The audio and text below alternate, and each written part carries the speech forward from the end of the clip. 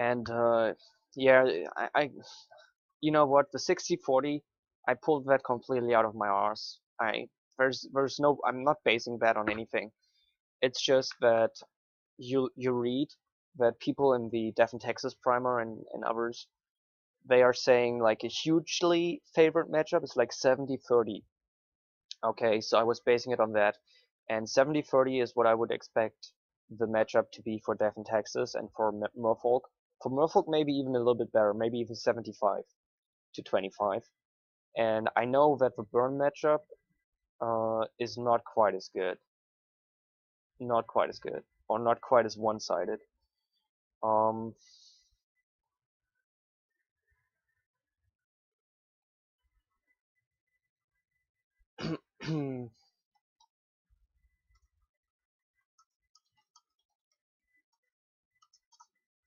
and we're seeing Scape Shift against Emrakul here. I don't really have the time to comment on what's happening that much, but I mean, you're seeing it and you're knowing what's going on is crazy. I'm just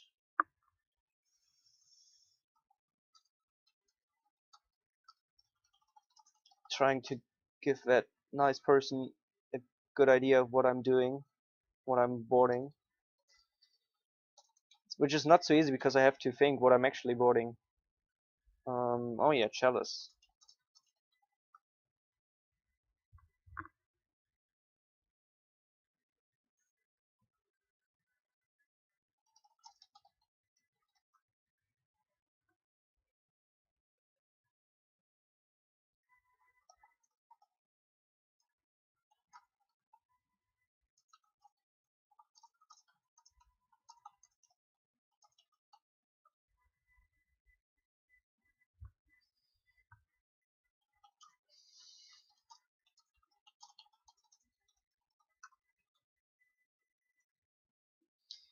So the Scape Shift won against Breach Trap, I think is the official name for this deck, and Emrakul was not enough because he did not hardcast with Emrakul. He brought it into play with the Summoning Trap.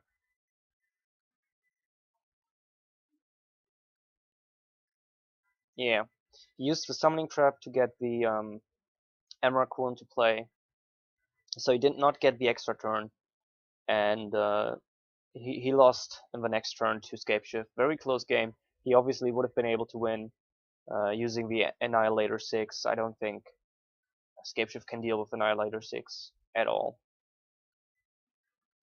So let's put that.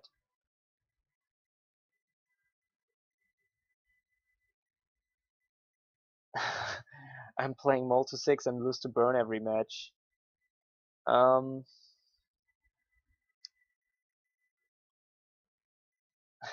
I've had my fair share of stupid mulligans into just lose every game.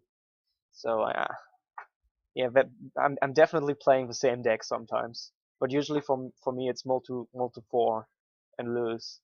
For me it's usually I'm playing multi 4 and lose to junk because they have Thoughtseize, and then I'm down to 2 lands.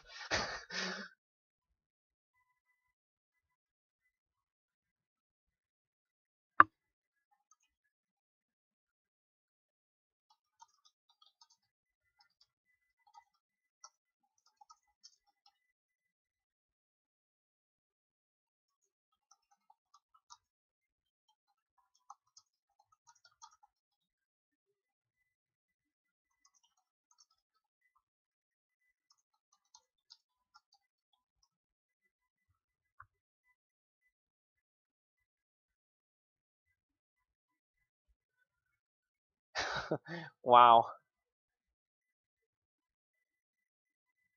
is there so much burn? Actually, um,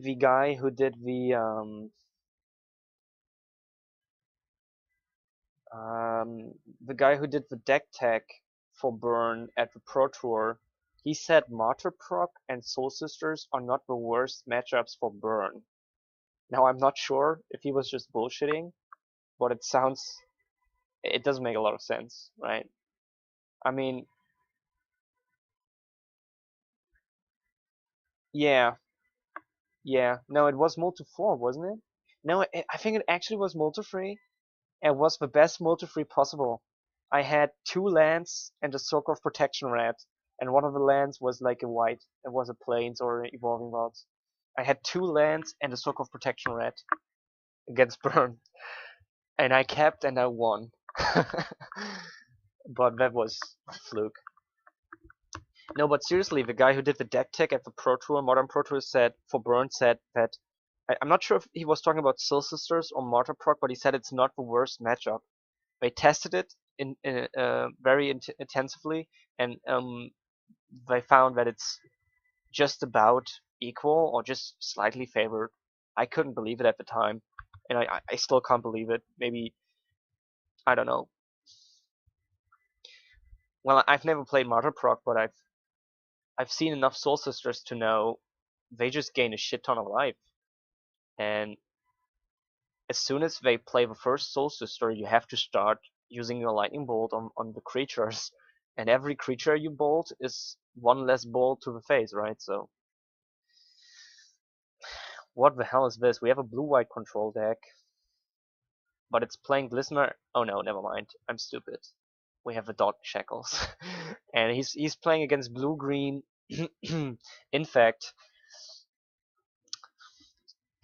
so we have blue-white control playing Glistener Elf, and blue-green deck which is not playing creatures. That's what's happening here, guys. This is kind of interesting. He has a bunch of stuff exiled, but we see no infect counters at all for the opponent. So he I guess he tried to attack with Dry Dauber or something for normal damage and use the Become Immense on that. Or the creature which he Become Immense was just blocked somehow by Snapcaster. Or Supreme Verdict or whatever. Well, Supreme Verdict. Sorcery speed, of course. So that doesn't make sense. It's just really weird that he's on 8 life and he has not a single poison counter.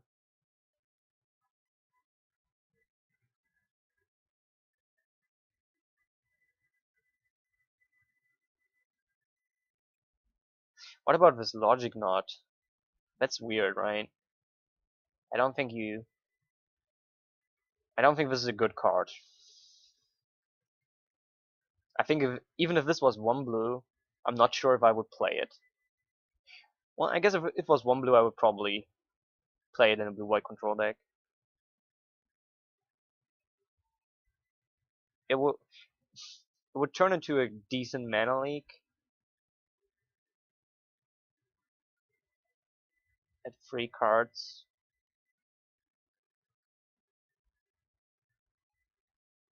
But for double blue, I just don't see it. Maybe that's because I play blue Tron and double blue is just something that is really off-putting to me because it means it's tough to play.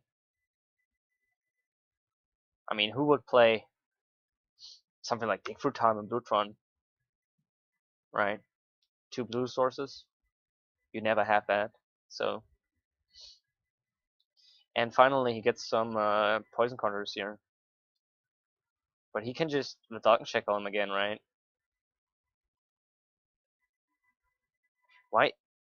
Why isn't he Dark Shackling him?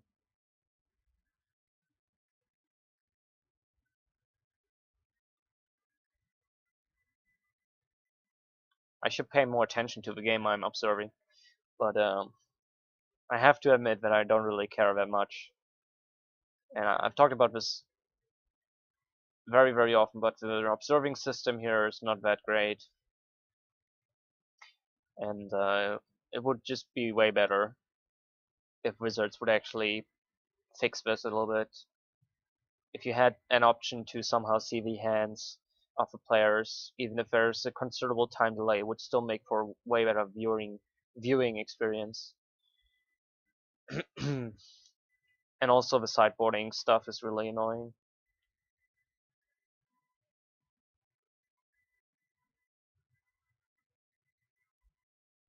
And let's be honest, I don't even know exactly what the blue-white control deck is playing. because it doesn't look anything like my blue-white control deck.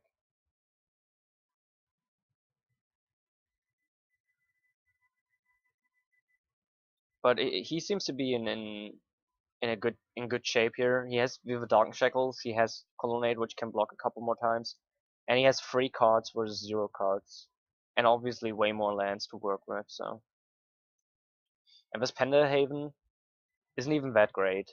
I mean, it's +1, but you have to tap it, and yeah, whatever. This Colonnade will just keep blocking for days and trading with whatever you play. So, I mean, it's not like blocking with a Colonnade was a bad decision. His opponent lost a creature and a land, basically. And all he got was a -1/-1, so it doesn't really matter. So I would be very surprised if the blue-white control player loses here.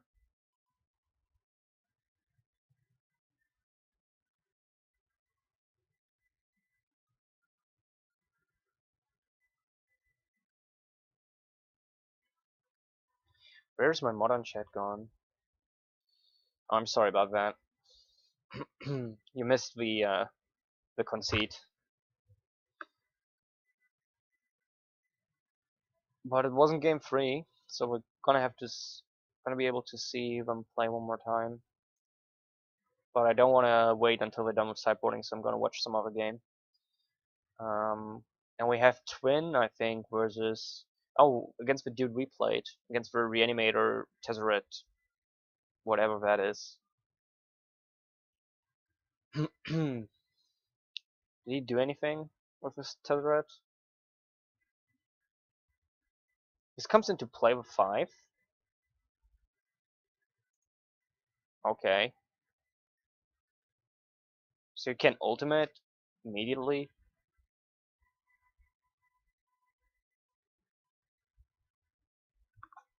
I guess the ultimate is pretty weak, but I mean, how many does he have? He has 1, 2, 3, 4.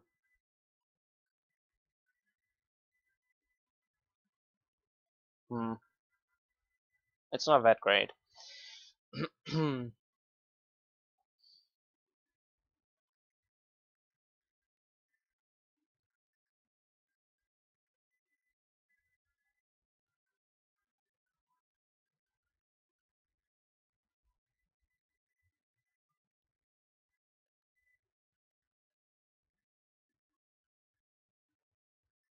Oh, I just read that next week, I'm gonna put this chat up again so you can read it too. Next week is a celebration because it's the 75th. That doesn't make sense. I think it's the 175th. No, it might actually be the 75th. Anyway, it's the it's a celebration because it's like the 75th anniversary or the 75th time Modern Times is being hosted or whatever. Anyway, there's a celebration and we're playing Two-Headed Giant, and I'm gonna need a partner to play with me.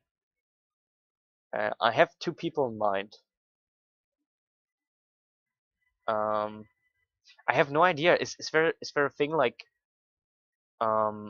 Two-Headed Giant strategy? Like, do you try to, I don't know, you both play accumulate knowledge to get extra value, or one of you is playing Twin, and the other guy is just playing Control, just putting in counter spells, hoping to protect your Twin or something like that. That makes a lot of sense, right? You could play, one guy plays a combo deck and the other guy just plays mono blue counters. You just counter everything. I'm not sure. So Twin wins here against the weird deck. I don't really know what it's trying to do. So I'm gonna see if somebody. Oh, it's unified constructed, so you can only play a playset of each card among both decks, right? So if I play 4 Remans, my teammate cannot play 4 Remans. So I'm gonna put this out here, but I'm happy to play with whoever wants to. If my roommate wants to play, I'm gonna play with him. But I can tell you right now, my roommate is a slob. Well, slob is not the right word. He's lazy when it comes to playing Magic with me, or maybe he just doesn't like me. But I can tell you right now, he won't play with me next week in this event. So I'm gonna need somebody to step it up from the chat, and it's most likely gonna be Ben, I suppose, if he has time.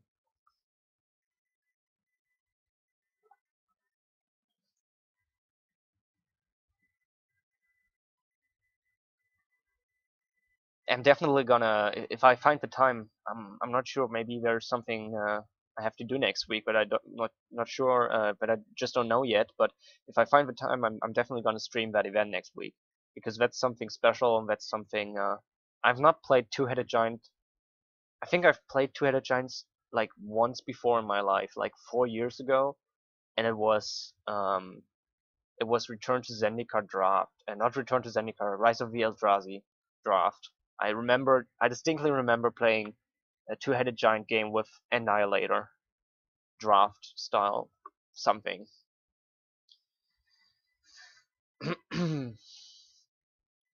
So I have literally zero experience. I don't even remember what the rules are like. And I actually remember that when we played this, it was literally we were literally playing this on a kitchen table. We were 4 people drafting Rise of the Eldrazi and just for fun doing this two-headed giant stuff. We didn't even know if how exactly the rules are. So if both players who are teammates, if they untap at the same time. So basically, if there's 4 turns in one turn or just 2 turns, like it usually is. Like, does one of the teammates untap first, then he does his whole thing, and then the other teammate, or do they both, share their untap phase and their main phases and stuff like that, and their attack phases? I think we just decided to do it that they shared, but I'm not sure if that's how it works in real Magic.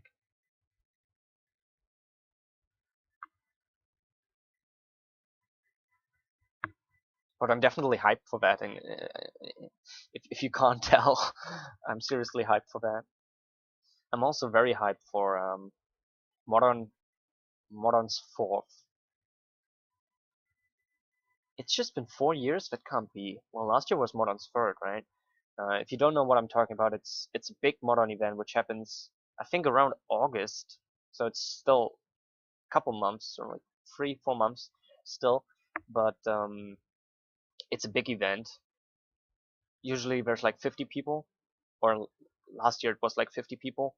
There's several hundreds of dollars worth of prize pool.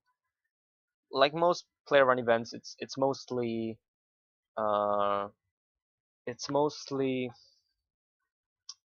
store credit, and usually Wizards sponsors a bunch of Modern Masters boosters. So this time around, it probably will be Modern Masters 2, or rather Modern Masters 2015. So I'm really hyped already. I mean, it's still a long time, but last time I was playing the most budgety version of Tron. I was playing Tron. It was like the first event I played and streamed, I think.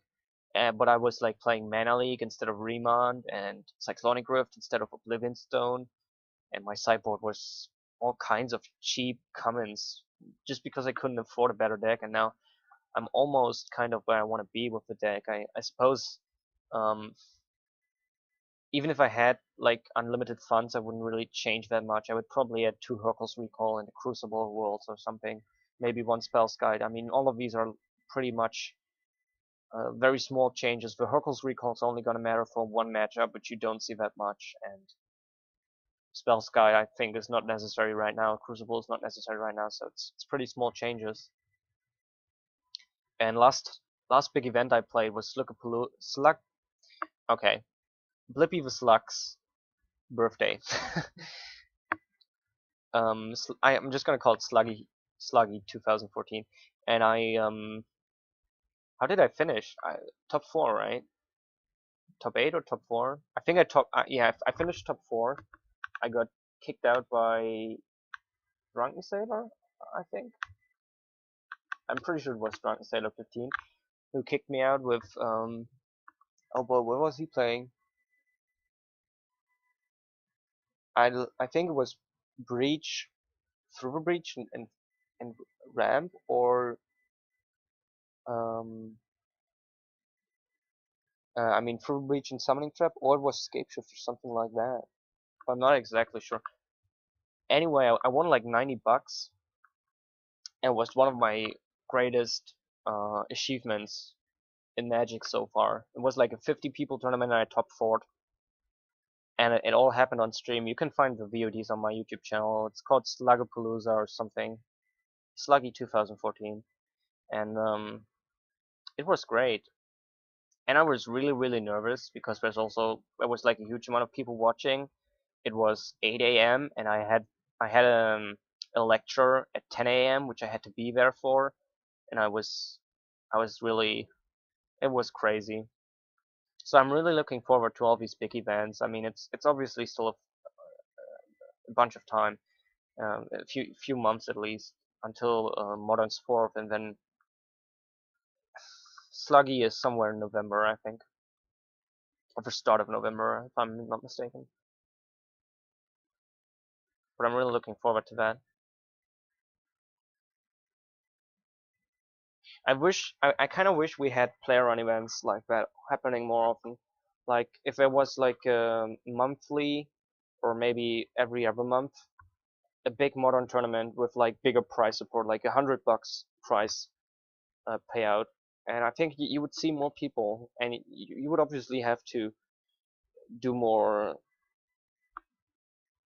advertisement or community outreach, let's call it that. You know, posting on Reddit, posting on MTG Salvation, and all the other community sites, the big ones, and get people to join. But I think you'll probably get to 40, 50 people if you did a good job with the outreach. And I mean, $100. Well, I can't really say how hard it is to get a sponsor to agree to paying any money, but I mean, all these big bot chains, they are hosting or sponsoring all these events every week, so it's not that big a difference if you give like 20 tickets worth of prize support every week, or like 100 tickets worth of prize support every other month. And I think that would be way better for the community. At least I would enjoy. It would just be something special. Like, I'm gonna say honestly, I don't feel that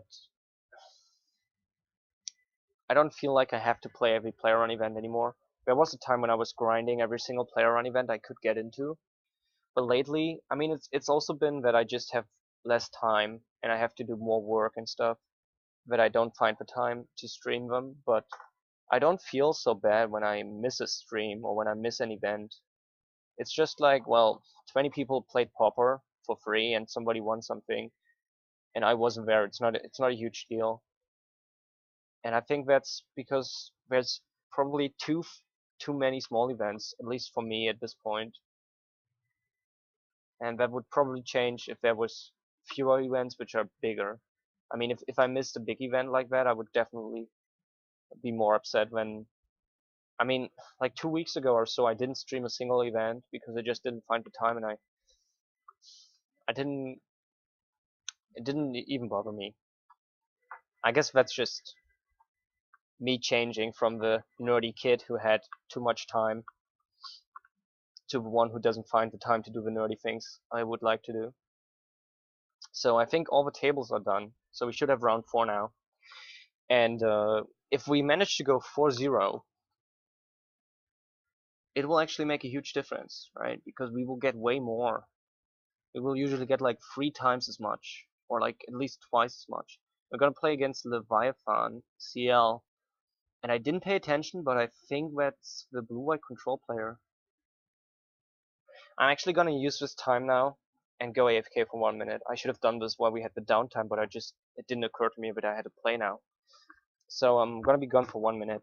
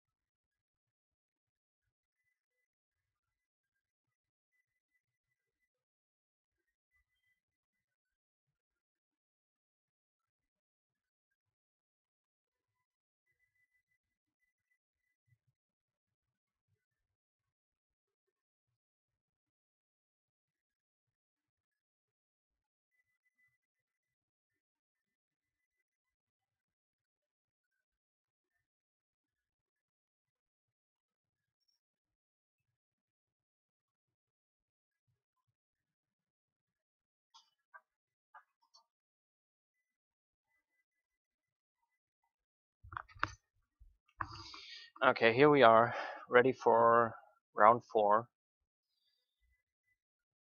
And as I said before, if we win, we get like 5 tickets instead of like one. I think we get like 6 or 7 tickets instead of like 1.5 to 2, so we get like significantly more. I'm not sure on the numbers. It's actually I am sure on the numbers because everybody who gets 12 points. That was actually keepable. Everybody who gets 12 points, so everybody who goes 4-0,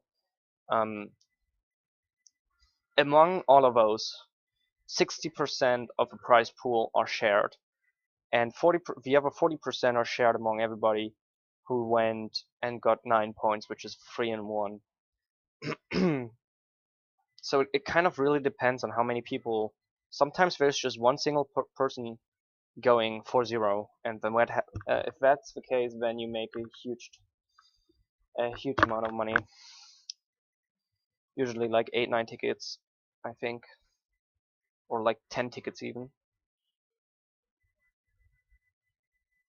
And sometimes, or usually, I think more likely it's 2 people who make 4-0, and then they have to share like 12 tickets, and each of them gets like 6. And it really depends on how many people are playing. I should have paid more attention when we were looking at his deck last game. I mean, we saw the Dog Shackles and Supreme Verdict and what else? Well, we saw Think Twice now. Logic Knot. Trying to think. What else did we see? Well, Colonnade.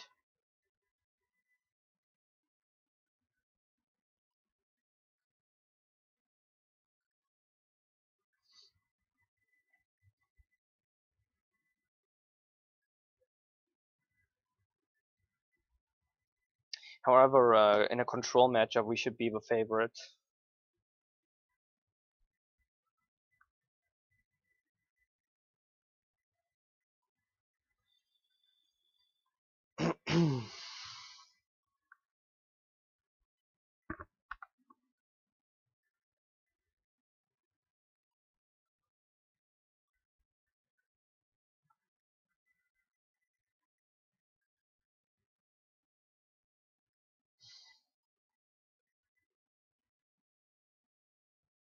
Interesting that he chose to ream on this. We don't really care though.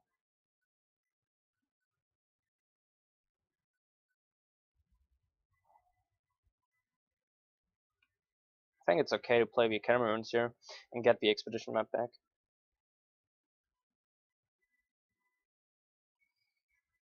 It's going fine.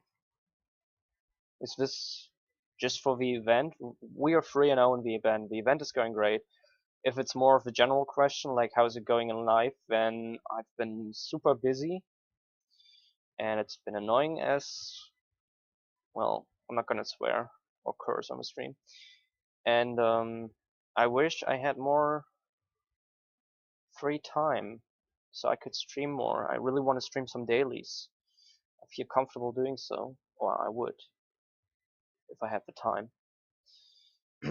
But hopefully I will be having more time starting next week or so. Mana leak?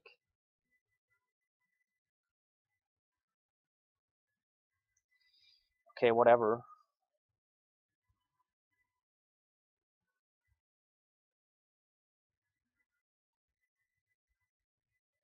I mean, I could transmute into power plant, but what's the point? I think I'm just gonna first knowledge at the end of his turn. And then if he counters that, we can probably Talaria West next turn and play Angel. Resolve Angel, I should say. Wall of Omens is hugely irrelevant.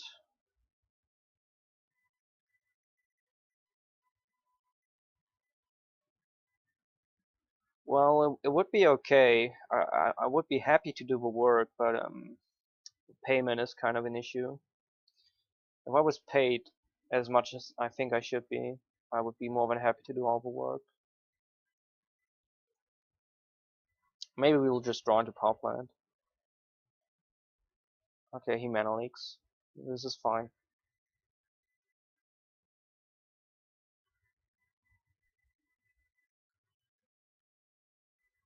So I think we just go very greedily now for power plant and try to slam.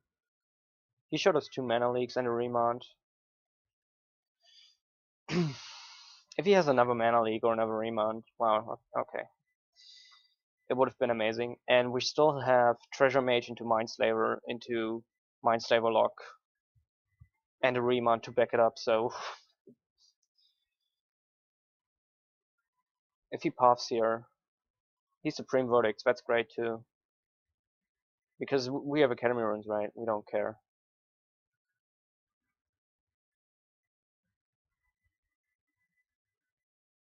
So the line of play is pretty obvious here into Mindslaver. If we have to counter, we won't be able to Mindslaver this turn. But if we don't have to counter, we can Mindslaver. And at 3 mana, he's severely limited. Yeah, now we have Mindslaver lock. And 2 damage on the board. As I said before, we are way the favorite here. Okay, I don't really know. So Everize is bad, Silent Arbiter is bad. Let's start this way. What else is bad? Repeal probably. Well, Stony Silence is a thing. Let's keep Repeal in mind. Eugene is bad, right? Eugene is bad. Most of the other stuff is not bad. I think Thundering Titan is better than Eugene. Shadows of a Void. Shadows of a Void on 1 is okay against Path, but not that great. Negate and Snapcaster have to be good things. Right? These have to be good. So we're already... How can that be? We bought it out... Oh yeah, we bought out 3 things, never mind.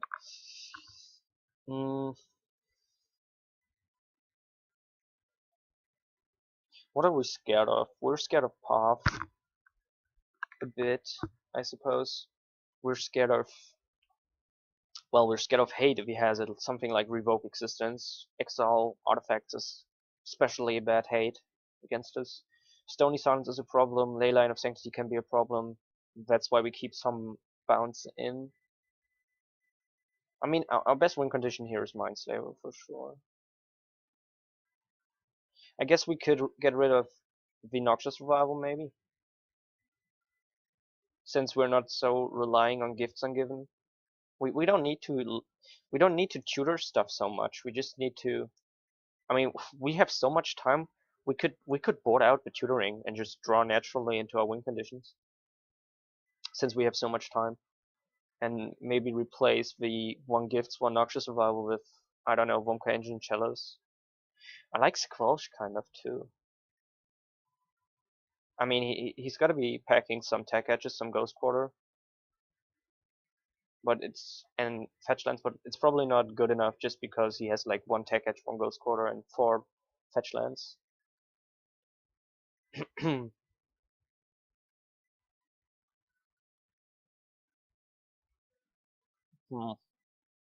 think I'm gonna board out 1 Repeal, and that's it. We probably don't need 4 bounce spells if we're just looking out for Stony Silence and Leyline of Sanctity. This is always tough decision if you want to keep this.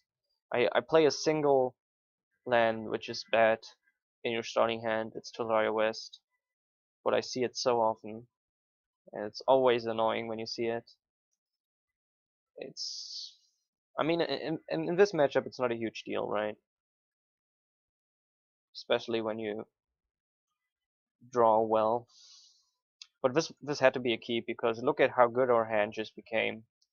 I mean, but not just Revival in the starting hand, always also a card which you really don't want to see, which is not that great, but we have 2 counters and some draw. Let's see if he has Mind Sensor. He does not.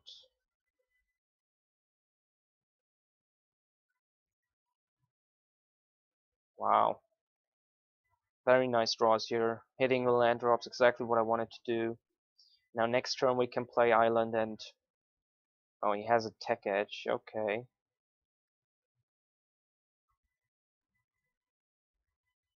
Now that's not the end of the world. Because we have Noxious Revival, which we can use after he uses tech edge. And he wants to negate that, that's fine. Ooh! Ooh.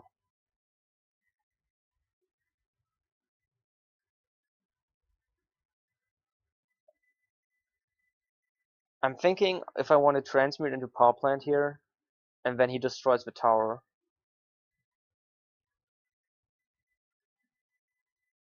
I think I want to have a counter open though. I mean, if he does it, if he uses his tech edge, he's probably going to choose tower right now anyway, so. I mean, the line of play stays the same if we delay it a bit.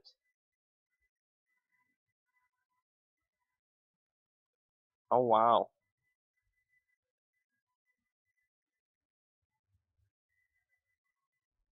Yeah, I think I should have done it last turn. I kind of have to do it now. Because I don't want to play this tower, obviously. If he has Squelch against this, that would be very, very sick. Even Mind Sensor. Um,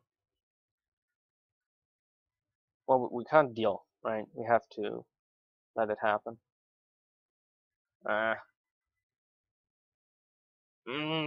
This dude, very, very annoying. Now, well, I'm still gonna play this just to hit a land drop.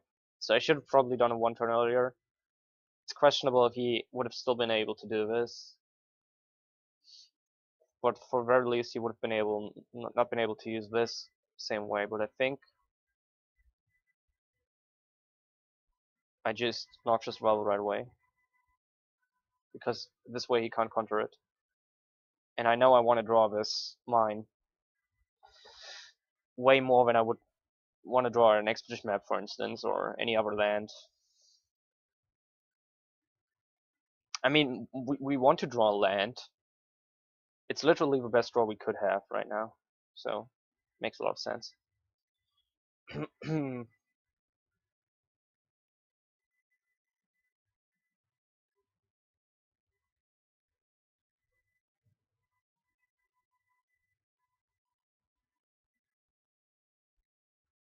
I think I'm gonna repeal this at the end of turn just to draw a card, or maybe do it now. No, I don't care about the damage as much. I care more about countering whatever he could play, right?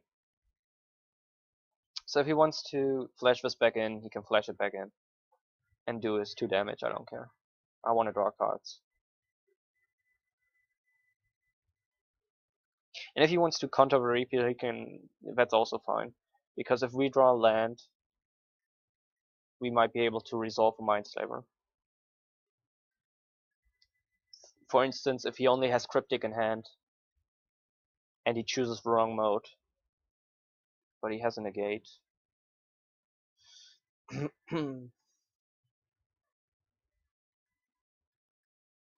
Ah, come on.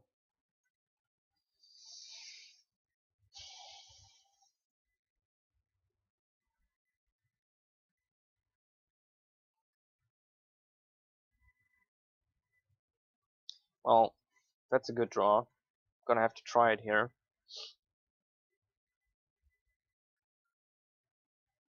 Remont. So we tell him to pay 4 more.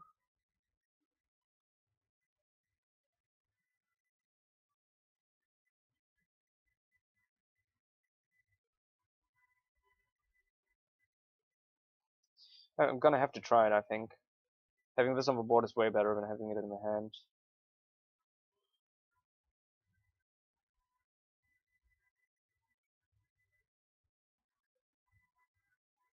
Well, this is still okay. We can still try next turn.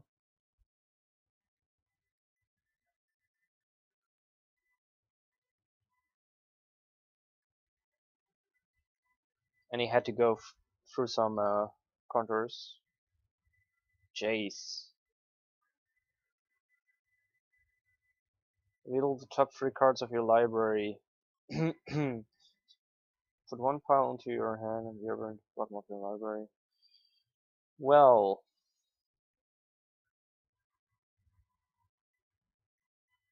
did he play a land? I don't think he did. No, he didn't. Pretty obvious it has to be this. Tech Edge is the strongest card. Will it actually tell me which pile he took? Well, it's obvious, right? Uh, that that Tech Edge though.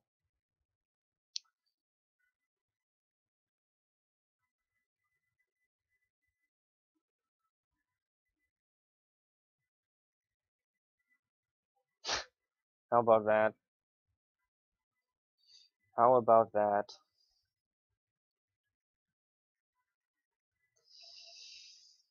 Wow. I feel so ashamed.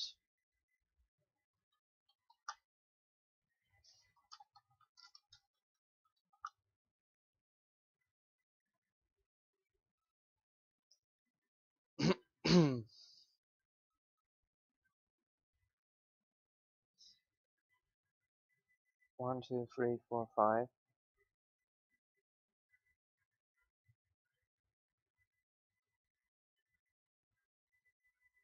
Okay.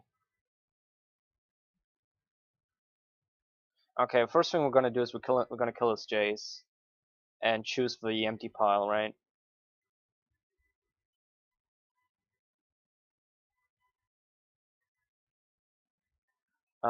Choose, yeah. So that's obvious. And now I think we're gonna colonnade. We're gonna activate the colonnade and we're gonna pop it.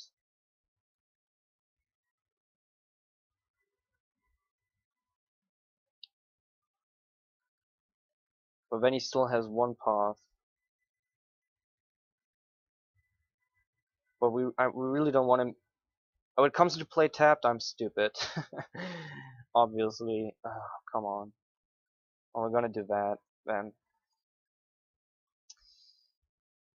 I well, he has 2 colonnades anyway. Let's have a look. 1 detention sphere, 2 more paths, 2 rest in peace. Wow, 1 stony silence, 2 stony silence.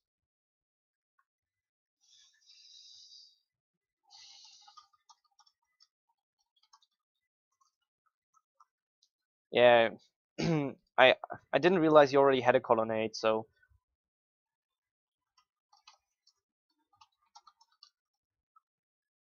but it's okay. We know now he has 2 stony silence, 2 rest in peace, 2 mind sensor. Nothing really here that I'm scared of that much. And he has 2 lands in hand.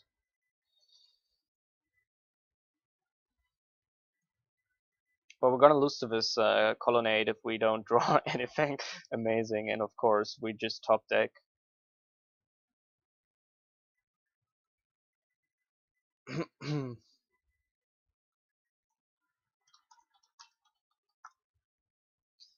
Well, we know he doesn't have anything else, so I think we might as well condescend this so he doesn't draw anything, and our threat is a bigger threat because of this.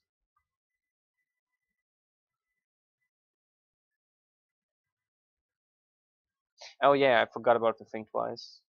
Well, it's very unlikely he finds something that matters. It's still the right decision to condescend here, I think. Deny him the draw, deny him the blocker, we get to scry. And we had all the information. We knew his cards were 2 lands.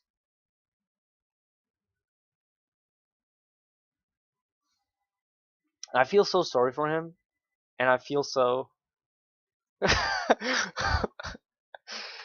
I feel so sorry, man. This is so sad for.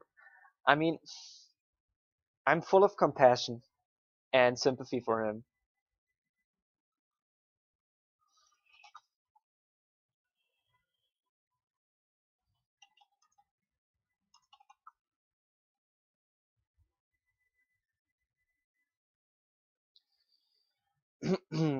I feel so sorry for him.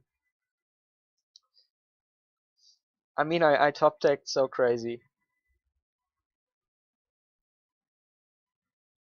So we're just playing the third game for fun. I already won 2-0 basically, and uh,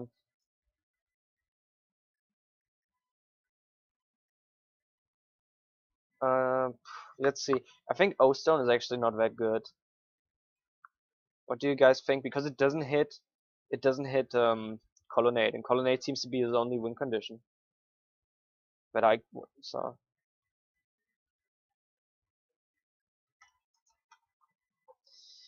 And I think I like Squelch. I think against all we hate or Dismember. Dismember against Colonnade I like, and I like Squelch against the Tech Edges, and I also like Pithing Needle. So what do you guys think?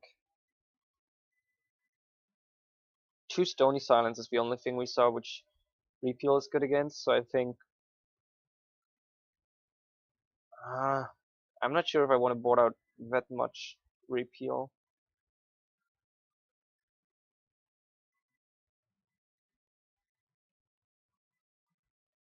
Yeah, I know. Yeah, I said so. I'm gonna board out one Repeal and then I'm gonna bring in two Squelch. I think I like that more than Pithing Needle or Dismember. Oh, Dismember is so great against Colonnade though, and Colonnade is his only win condition, right? Did we see anything else except we saw Restos, but it's also good against Resto.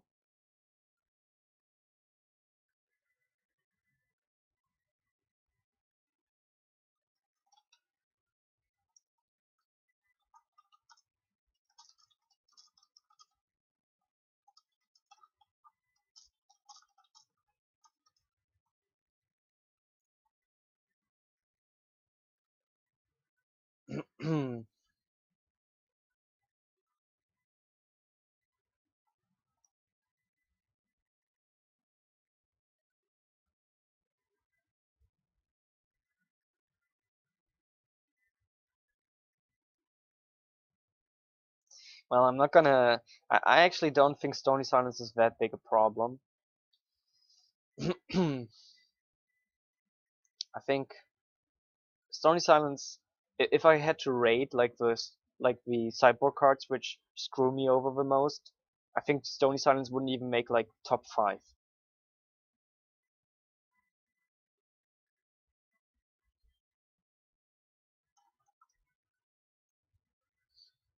I think the real tough things to deal with are okay. Let me actually think about this a little bit. So Slaughter Games is pretty high on the list for me, and anything that's like Slaughter Games. But Slaughter Games is the biggest thing because it's uncontrollable on top of this. So if they Slaughter Games, Mindslaver, and then they Slaughter Games again, Wumka Engine, it's really really tough. Or it used to be really really tough. It's now a little bit easier. Oh, I should have done this before, so it can't mind censor me. um, it's now a little bit easier because I play Better Skull. I used to play two Wonka engines and no Better Skull, and two Mindslavers. Now I only play one engine, one Mindslaver. Part of the decision to change to one Mindslaver, one engine, and to diversify your threats was the Slaughter Game issue because two Slaughter Games would sometimes just lose you the game. Slaughter Game Mindslaver, Slaughter Game engine, and GG. So, oh, I did it again. I should have expedition mapped on my turn while he wasn't, while he didn't have a mana for mind sensor. Now I kind of, now I'm kind of too scared to use the expedition map, which is bad.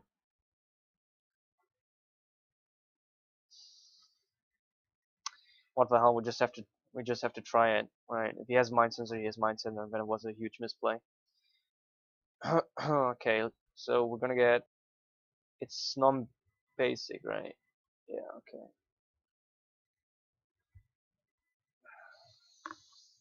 So Slaughter Games is probably one of the sideboard cards I have the most respect for.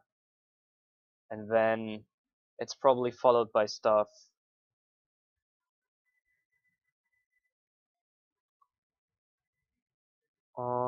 It's probably followed by stuff that's very good against very good artifact hate. Well, sowing salt is also a problem, but sowing salt you can counter and it's expensive, so sowing salt is probably very very high on the list. Creeping corrosion can be amazing and can be just bad. It really depends.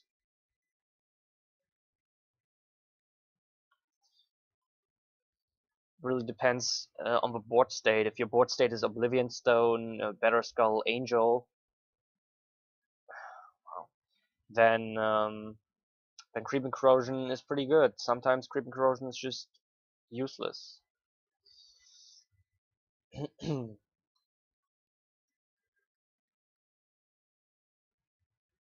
Something like Boil and to some degree, what's the other one? Choke can be tough. Not always, but it can be.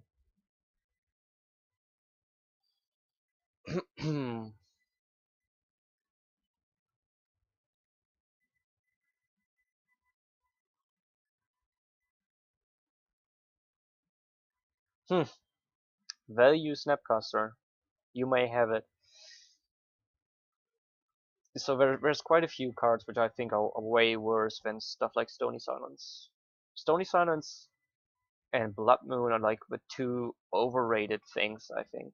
People think like Stony Silence is so amazing. It is pretty good. It does stop Mindslaver. It does stop Oblivion Stone and stuff. But at the end of the day, I will just draw the game until I'm more ahead, and then I will repeat over Cyclonic Rift through Blood Moon over Stony Silence.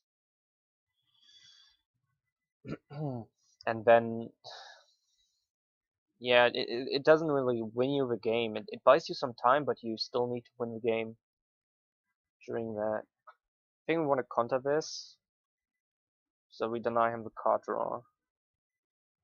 Question is, how are we going to counter this?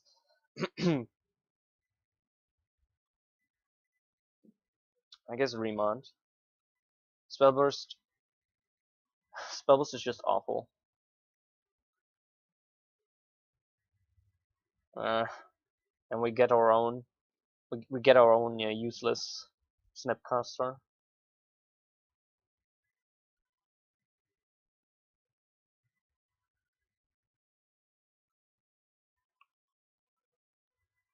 If I had Tron land, I would go for his Cyclonic Rift. Oh.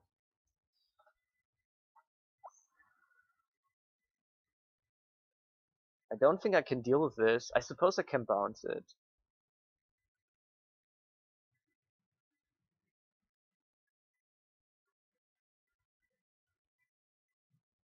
No, I think I have to counter this because I want to save. -2 is just too much value. I think I have to counter this. If he has a counter on hand, it's just bad. Kumagoro has sent me a message.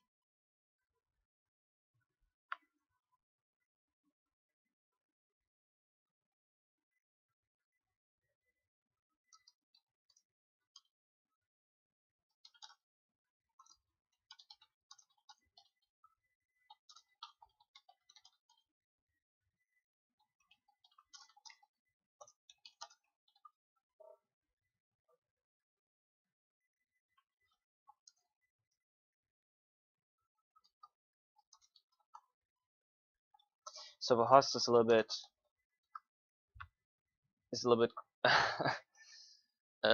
confused.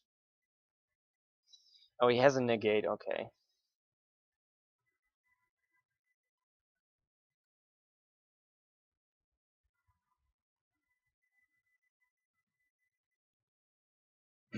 Since we are playing the third game just for fun, and he does the factor fiction. Wow.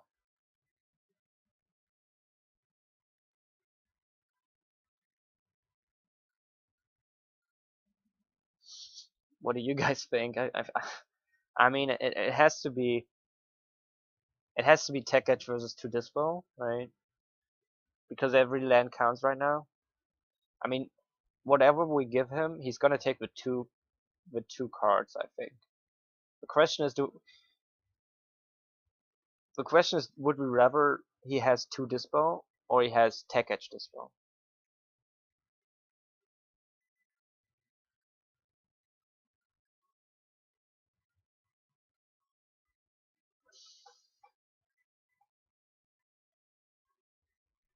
I think it has to be this. Because if we top deck Tower, what did he take?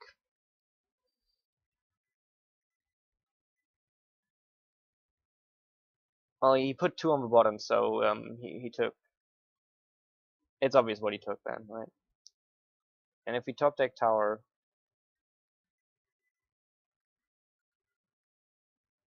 oh boy.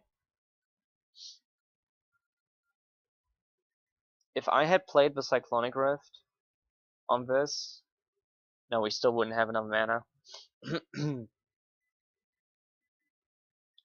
Yeah, thanks. Well, we have to transmute here into Tower. Question is, what are we gonna do now? We have 8 mana. We could play this, but it wouldn't do anything. Actually, I think that's exactly what we have to do. We just play this. Well, we know he has Tech Edge. Well, we can't do anything against Tech Edge. So we just use our mana while we have it. And then we hope we get the Stony Silence bounced end of turn.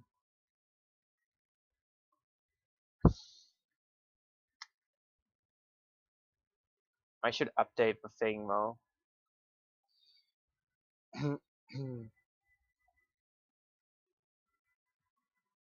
I think we're losing this, in part to him drawing amazingly.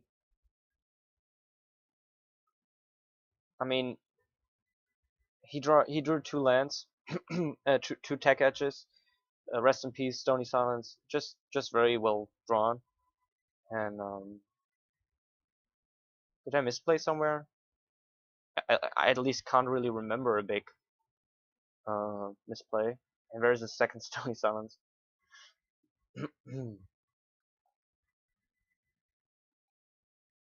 Let's see. 1, 2, 3, 4, 5, 6, 7.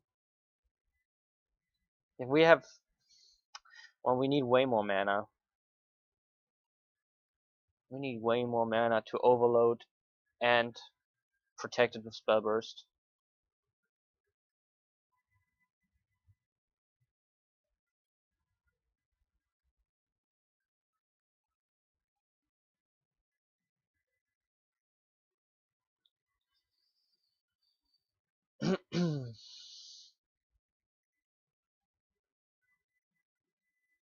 Hmm. Do we care about any of these? 1, 2, 3, 4, 5, 6. We don't want to. We don't want him to have a land, maybe.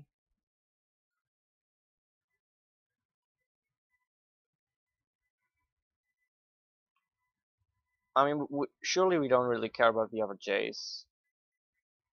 Well, I guess Jays means he has more card advantage because he just plays this. I kind of want to bait him to play this, right? This is Exile. He has a Rest in Peace. So if I give him the Jays, he's surely gonna play it and gonna -2 again.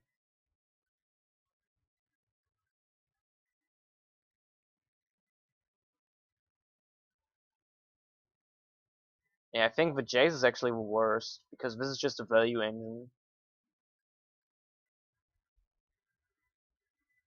Even though he already has one, but I don't think he really cares about this one.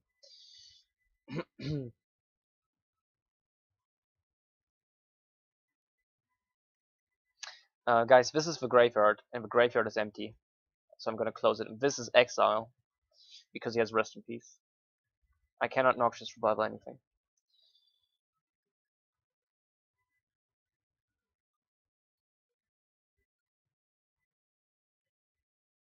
I'm saving the Snapcaster after the Cyclonic Rift when the rest in peace is gone, we might be able to use it more effectively. I think I want to wait until I have one counter back up before I try the Cyclonic Rift play.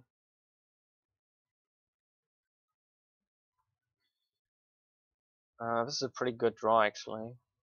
I mean, a tower would have been the best draw, but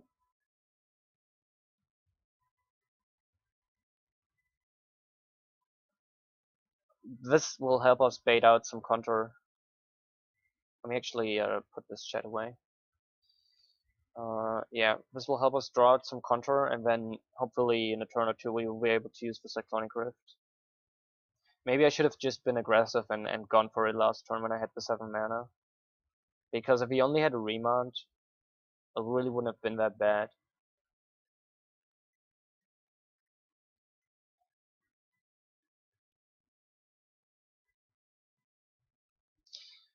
Um, I mean, the 2 damage from his Snapcaster are not at all a problem, but I'm a little bit scared he's gonna have enough mana soon to use the Colonnades for attacking, and then we're gonna die real quick. What's this? Restoration Angel? Oh, we literally can't do anything, so.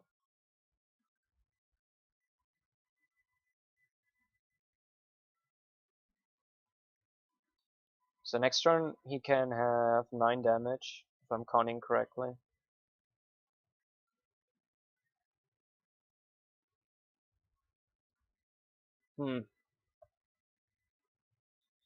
We are in an awful position.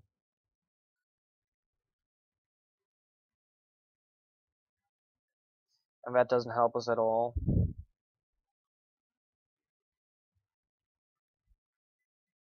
We don't even have enough mana to dismember and Cyclonic Rift. If we could use the dismember to bait out his counter and then Cyclonic Rift overload in response, that would be so good, but we don't even have enough mana to do that. I think we have to make a decision here if we want to use Better Skull, and if we do that, we probably run into Path or something like it. And then Better Skull is useless because we can't activate it. And the Condescend is going to be useless because we only have 2 mana after we use Better Skull. So I think we either have to play Better Skull now, we run into either Counter or Path, and then next turn we take 9, and the turn after we literally don't have a winning play. I don't really see a way. I mean, Cyclonic Rift next turn is another way. Cyclonic Rift is only good if he doesn't have a counter. Better Skull is only good if he doesn't have a counter or Path. So I guess Cyclonic Rift is actually the better play. Because Cyclonic Rift loses against less things. But we have to Cyclonic Rift in his attack step, right? So he will be able to replay his Stony Silence. Unless 1, 2, 3, 4, 5. Well, he will still be able to replay 1 Stony Silence at the very least. I suppose we can just take a 9 damage and then Rift. Yeah, I think this is the way we have to try to do it at least. I'm not sure if my train of thought arrived at the correct destination, but this is what I'm gonna try. I think this is hopeless. Well, he didn't activate the Colonnade. It's just attacking for 5. But the plan doesn't change at all. We still try to Cyclonic Rift Overload. And I'm pretty sure we're gonna run into a counter. But as I said before, it literally doesn't matter. Well, we want to do this. No, we don't want to do this before, because then you can just replay. Well,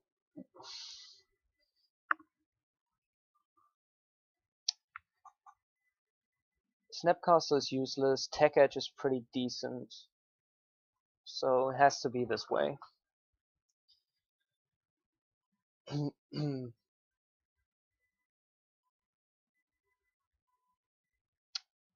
Yeah, we lose because of this, because we got the Tech Edge. because now we don't have the mana to do it in the end step. We have to force it now, and we just die to him replaying all his stuff, or conjuring the Cyclonic Rift.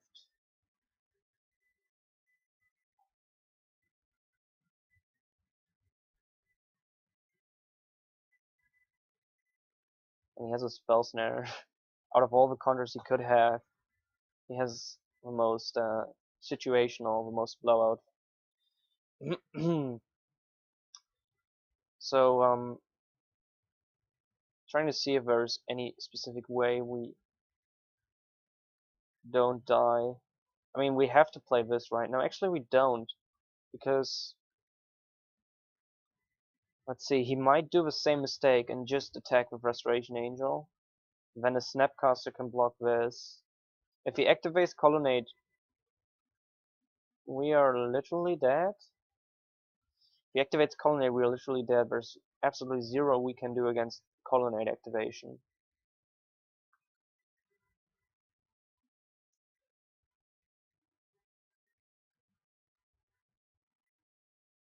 Yeah, I think it literally doesn't really matter, so I'm just gonna stop wasting time here.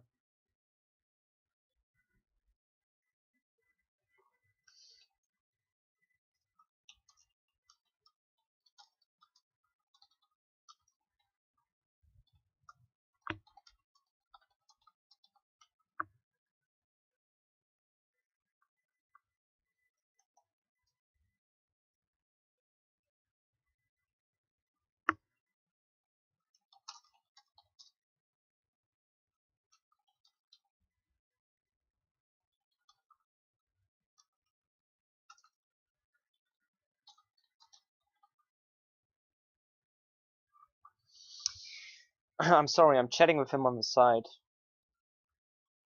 No, this is game 3. This is game 3, and this doesn't matter, we already reported. We're just playing for fun, literally. Yeah, but it's over at this point, right? Doesn't even matter here what happens.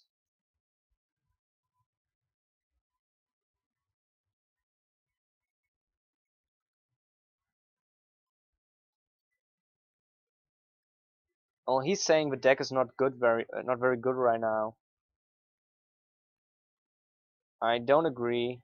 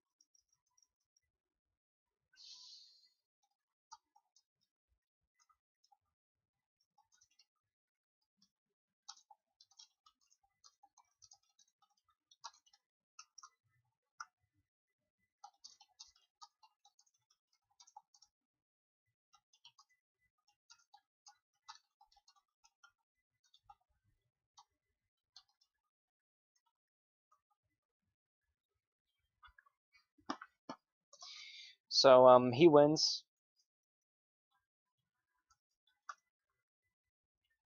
He told me he played the deck himself, and he stopped playing it because he thinks the deck is not good enough. The deck is not good in the meta right now. He stopped playing around Khans because Delver was too strong.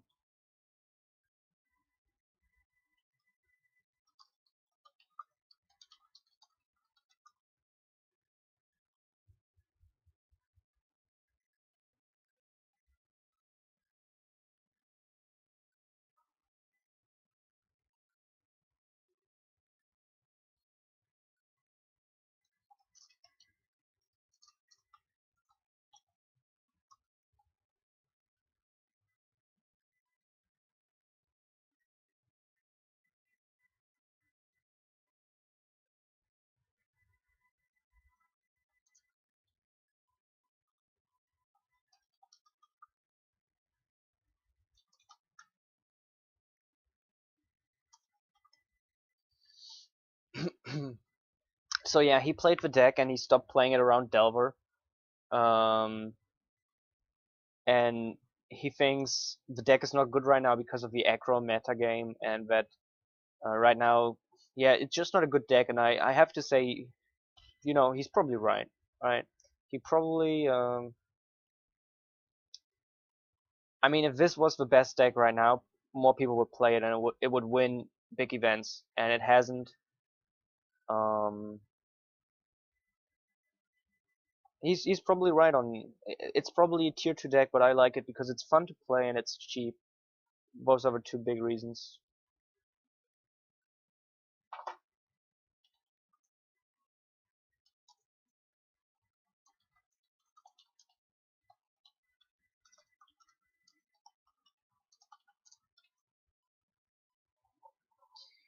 Um, so let's see. The event has been over for a while now because they stopped the event like 50 minutes ago. So um, let's see what they were writing about. So I'm the only one who's undefeated and I win 8 tickets. Today's price for only 20 tickets. Wow, I thought it would be a little bit more. Anyway, 8 tickets is great. So next week is Two-Headed Giant. I'm gonna contact some people, see if they want to play with me. I'm definitely gonna try to stream this. If you want to check this out, I'm gonna post the link. And yeah, this is the stream. I'm gonna show you the deck again because some people might want to see it. And I just want to say thanks for watching, everybody. If you have any questions, now is a good time to ask them. And I might be streaming a daily or two. I say this every time, but this time I mean it. I might be streaming a daily or two next week because I have the tickets right now, and I also have the confidence that I can perform with a deck, despite what others may tell you. I think the deck can perform very good if you are a good pilot and you get the correct matchups. So I think I'm gonna play daily next week or two. So this is the deck.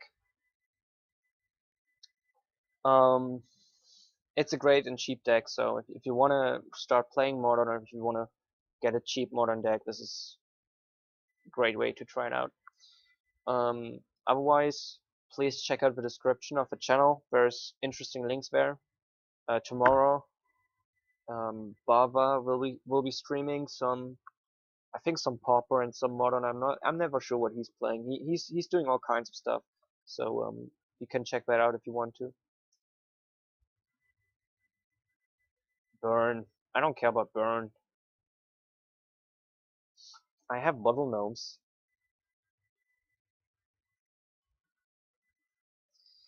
Um, yeah, it doesn't seem there's any questions, so I'm just gonna reiterate. Thanks everyone for watching. Check out the description, and next week, hopefully a daily, so stay tuned for that.